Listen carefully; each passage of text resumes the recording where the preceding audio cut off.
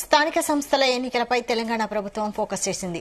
బీసీలకు 42% రిజర్వేషన్లు అమలు చేయడంపై మంత్రుల కమిటీ కసరత్తు చేస్తోంది. పీఏసీ సమావేశంలో తీసుకున్న నిర్ణయం ప్రకారం ఉప ముఖ్యమంత్రి భట్టి విక్రమార్క నాయకత్వంలో ఏర్పాటు చేసిన మంత్రుల కమిటీ తొలిసారి సమావేశమైంది. బీసీ రిజర్వేషన్లపై ఎలా ముందుకు వెళ్లాలన్న దానిపై న్యాయ నిపుణుల అభిప్రాయాలను తీసుకుంది. మరికొందరు న్యాయ కోవిదులు, బీసీ సంఘాల నేతలతోనూ మంత్రుల కమిటీ చర్చించనుంది. అందరి అభిప్రాయాల తర్వాత నివేదిక తయారు చేసి ఈ నెల 28న ప్రభుత్వానికి అందించనుంది. 29న జరిగే మంత్రివర్గ సమావేశంలో బీసీ రిజర్వేషన్లపై నిర్ణయం తీసుకోనున్నారు.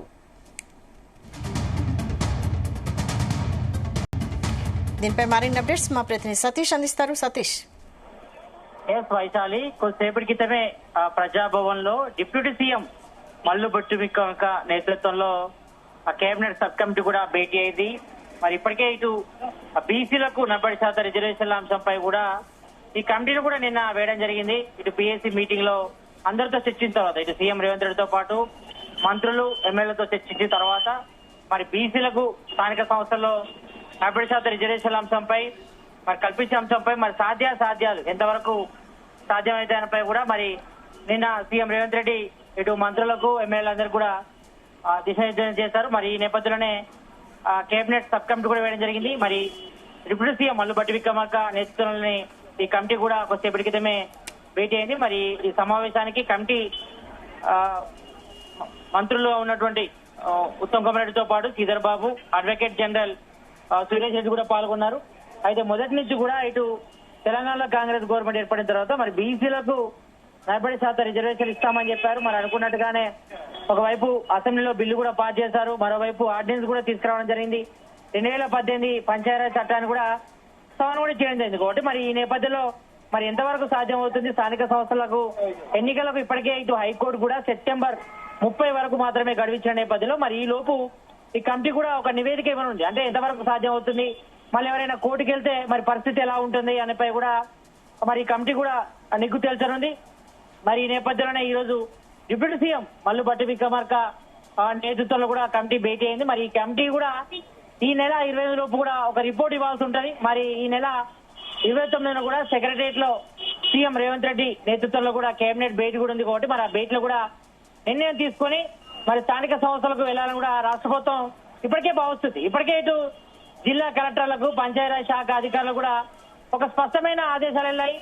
మరి next month September 1st week లోనే మరి స్థానిక సంస్థల ఎన్నికలు అంటే ఇటు సర్పంచ్, అదేవిధంగా జెడ్పీటీసీ, ఎంపీటీసీ ఎన్నికలకు నోటిఫికేషన్ ఇచ్చే ఆలోచన కూడా రాష్ట్ర ప్రభుత్వం ఉంది. కాబట్టి మరి ఒకవేళ స్థానిక సంస్థల ఎన్నికలకు సంబంధించి బీసీలకు 40% రిజర్వేషన్ అంశం మరి ఇవ్వాలని కూడా రాష్ట్ర ప్రభుత్వం చాలా గట్టిగా ఉంది. కాబట్టి మరి ఈ నేపథ్యంలో మరి ఎంతవరకు సాధ్యం అవుతుంది, మరి పార్టీ పరంగా 40% రిజర్వేషన్లు ఇద్దామా లేదంటే చట్టం ప్రకారం మరి ఏ రకమైన వెసులుబాటు ఉంది అనిపై కూడా ఇప్పటికే రాష్ట్ర ప్రభుత్వం ఆ దిశగా అయితే అడుగులేస్తుందని చెప్పుకోవచ్చు. ఎందుకంటే ఇప్పటికే ఇటు బీసీలకు 40% రిజర్వేషన్ల అంశంపై కూడా ఒక ఆర్డినెన్స్ కూడా తీసుకొచ్చారు. గవర్నర్ కి ఆర్డినెన్స్ కూడా పంపించడం జరిగింది. మరి గవర్నర్ ఇప్పటికే ఇటు కేంద్ర హోంశాఖ కూడా పంపించారు న్యాయ సలహాల కోసం. మరి రాష్ట్రపతి బిల్లుపై నిర్ణయం తీసుకునే అవకాశం ఉంది. ఎందుకంటే పార్లమెంట్ సమావేశంలో ఈ బిల్లుపై తీర్మానం చేయాల్సి ఉన్నా మరి ఇప్పటికే పార్లమెంట్ సమావేశాలు మొన్ననే ముగిశాయి. కాబట్టి మరి ఇప్పుడు ఆ ఛాన్స్ లేదు. కాబట్టి ఈ బిల్లుపై రాష్ట్రపతి నిర్ణయం తీసుకోవాల్సి ఉంటుంది.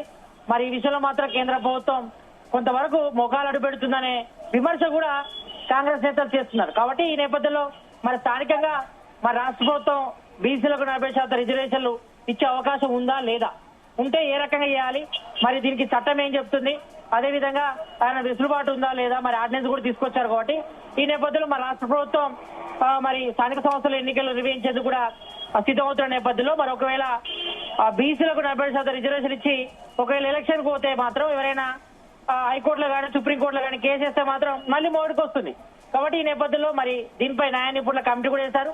కాబట్టి కమిటీ ఒక రిపోర్ట్ ఇచ్చిన తర్వాత మరి సాధ్యాలు ఎంతవరకు అవుతాయి, మరి రాష్ట్ర ప్రభుత్వానికి ఆ రైట్ ఉందా, మరి ఆర్డినెన్స్ ద్వారా రాష్ట్ర ప్రభుత్వమే స్థానిక సంస్థలు ఎన్నికలు నిర్వహించే అంత ఉందా లేదా, మరి దీనికి కేంద్ర ప్రభుత్వం సపోర్ట్ అవసరమా? ఎందుకంటే పార్లమెంట్ లో 2/3 మెజార్టీ చేయాల్సి ఉంటది. కాబట్టి మరి ఇప్పుడు పూర్తి స్థాయిలో మాత్రం కేంద్రంలో ఉన్నటువంటి ఎన్డీఏ గవర్నమెంట్ ఉంది. కాబట్టి మరి ఈ నేపథ్యంలో మరి వీళ్ళు తీసుకొచ్చినటువంటి బీసీలకు 40% రిజర్వేషన్ల ఆర్డినెన్స్ బిల్లుపై కూడా మరి కేంద్ర ప్రభుత్వం ఇంకా నిర్ణయం తీసుకోలేదు. కాబట్టి మరి విషయాన్ని మరి ఏ రకంగా ముందుకెళ్లాలి, మరి జనాలకు కూడా చెప్పాల్సి ఉంటది. ఎందుకంటే స్థానిక సంస్థల ఎన్నికలకు బీసీలకు 40% రిజర్వేషన్లు కల్పించిన తర్వాతనే వెళ్తామని రాష్ట్ర ప్రభుత్వం చెప్తుంది కాబట్టి మరి ఇందులో మాత్రం పక్కగా క్లారిటీ ఉన్నాము.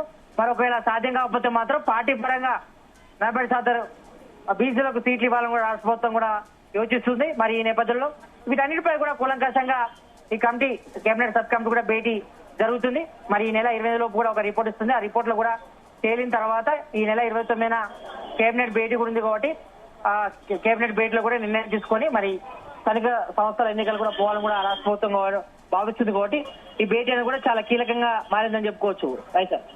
Okay, thank you Satish.